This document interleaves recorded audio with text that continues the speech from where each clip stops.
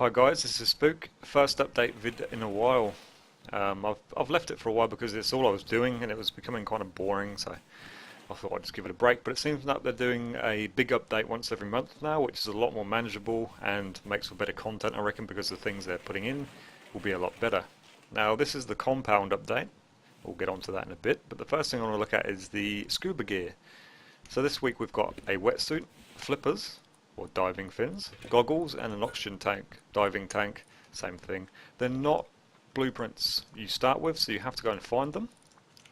And each piece of the kit gives you another benefit. So the goggles, better underwater vision. So we'll jump in here now and we'll have a look, and I'll take them off while I'm under there so you can see the difference. So it's crystal clear, as you can see the water bed down there. Take them off and it goes all kind of dirty and you can't really see that fast. That's cool, especially if you're looking for loot or downed helicopter crates, or yeah, that's it, because the airdrops don't land in water anymore, or they're not supposed to. Okay, the flippers give you faster underwater movement, which is a huge increase as well, which is good. Take them off and you can kind of slow down.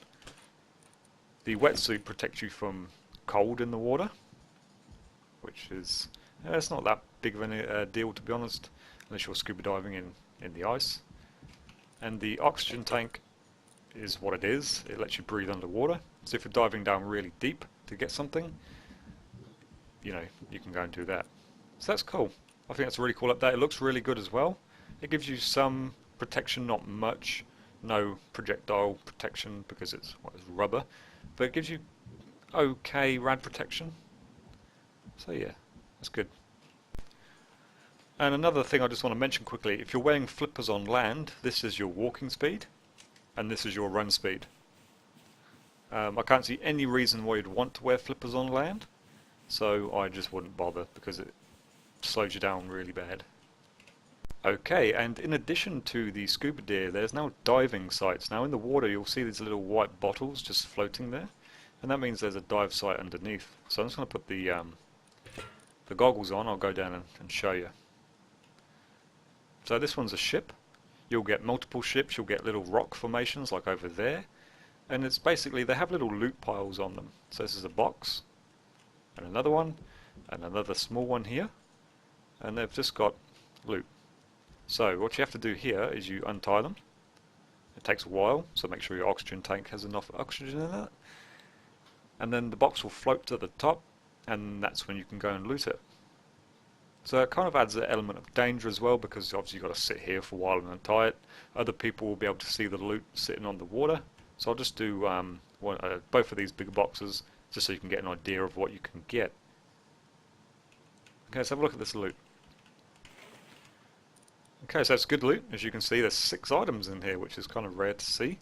You've got a flame turret, and the high quality being the better of the two, and just some components and a bit of scrap. In here another 6 items, high quality again, and just some other components. Where's that small box gone? Here it is. 3 items, a hatchet, which is good, especially if it's just been a blueprint wipe. So yeah, I think that's a really cool idea. It kind of gives you an alternative way to get loot, because the only really ways of getting it is roads and red towns, and they're not safe at all. Okay, a little update this week is first person clothing. So I'm just going to put the snow jacket on. You can actually see it now on my arms when I'm holding this gun, which is a nice update. It's just a little thing, more quality of life than game changing. So yeah, that's nice. There's the hoodie. This is the heavy plate jacket. You can just see a bit of metal on my wrist there. So yeah, that's nice. Okay, in this update they've added a compound, hence the name, a compound update. Now this is it. It's quite a big site. It's probably not as big as the launch site though, which is the biggest monument in the game. It looks nice. It's got that rust feeling to it. And this is quite a big update, so I'll take you through it one bit at a time. The main rule is you can't be mean to other people. I'll say the word mean in case YouTube gets me. So no weapons, no killing, no looting other people. You can't sleep in here either. They'll kill you. The scientists, it's run by scientists. They're all over the place. Yeah, I can't see one. I can hear one. Oh, there's one. It's got a green suit on.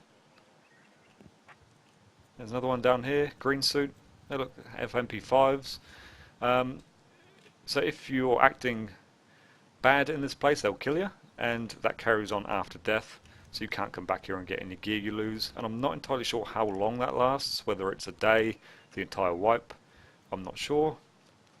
I think the entire wipe would be a good idea because, you know, you face the consequences if you don't want to abide by these guys' rules. The green rat suit looks pretty cool as well. They should make the blue and the green available to the player, because you can spawn them in. They're in the attire section of the admin spawning thing, so yeah. So I'm just going to take no clip off and have a run around.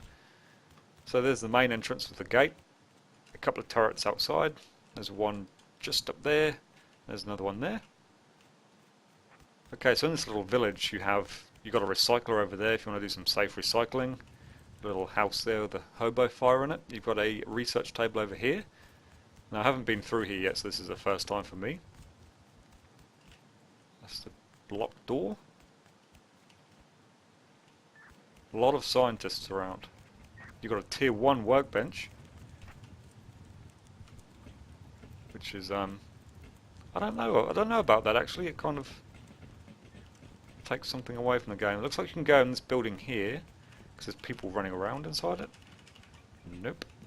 I'll go have a look at that in a minute. What's in here? Oh, you've got an oil refinery. These places are going to get camped so hard, because nothing's stopping a couple of players sitting on that hill with some SARS or a Bolty or something and just killing anyone that comes out and taking all this stuff. Anyway, there's a few vending machines here. So this one's selling tools, which is quite good, especially for those starting out on a blueprint wipe. Resources, that's quite a good one at the bottom, and that one as well for the metal fragments is good. 20 scrap for 1,000 wood, that's nice. So it will give the struggling players a little boost as well. Now you can't go into any of these buildings, which kind of sucks, but they may change that in the future. A tower here, can't get into that one, can't get into there either. Let's have a look down here. Okay, so there's 4 vending machines here altogether. There's 2 over there, there's another one here. I don't know. Oh, I suppose they're good for growing plants and stuff. Large furnace and an oil refinery. Quite cheap for the refinery. The furnace is quite expensive. Another turret up there. Load more scientists. Okay, here's the other vending machine. Clothes. Oh, there's another one. Oh, tools. And this may just mean the duplicate of what the other ones were. Oh, there's a shotgun trap in this one. Turret. And a few early game weapons. It's nice that you can buy the turret from there. And I found like a little barbecue role-playing area at the back here. There's an apple, which you can't get in the game, or a banana, I think that is. And some Crispies. And the noises I could hear in that building were actually scientists running on the roof as well. Okay, now I want to test what I can and cannot bring into this place. So it says no weapons, but does that mean on your hotbar down the bottom? Does that mean drawn or at all? So I'll start with getting away from them turrets for a start. And I'll go over here and I'll give myself a pistol. Weapon, let's just go with a python. I'm just going to put it here. So I'm not equipping it and it's not in my hotbar. And I'll see what they do. Okay, so far so good. He doesn't care. Okay, so it looks like you can have pistols in your inventory. I'm going to turn God mode on in case it gets a bit crazy. What's that? Global God True. Okay, now I'm going to drag it into my hotbar. No change. Now I'm going to get it out. Okay. It gives you a warning, gives you a 4-second warning. Disarm immediately, lethal force zone. So I don't really want to activate that just yet. Actually, yeah, let's do it. Let's just go.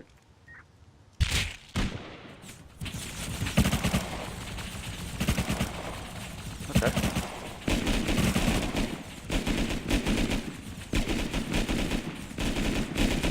Now apparently these turrets can shoot rockets as well.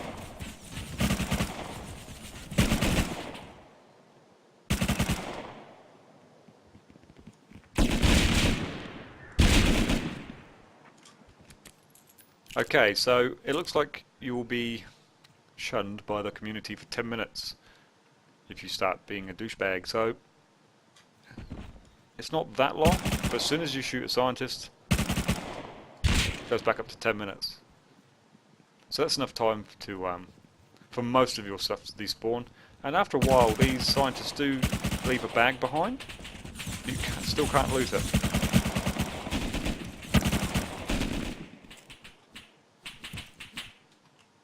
So yeah, that's the compound. I think it's quite a cool idea, especially for struggling players who are getting griefed by the bigger clans.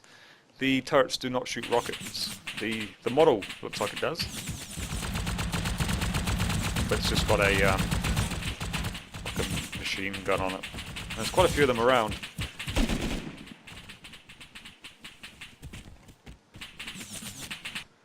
Alright, and that's the end of this. God, these turrets have some range on them.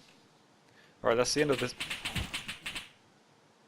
That is the end of this devlog.